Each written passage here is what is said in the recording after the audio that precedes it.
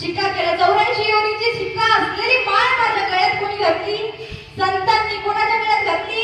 तुकोबारायांच्या. म्हणजे हे उपकार मानण्याचे शब्द आहेत महाराज. आपण साधी माळ घालायला तयार नाही. आपण साधी माळ घालायला तयार नाही. संत काय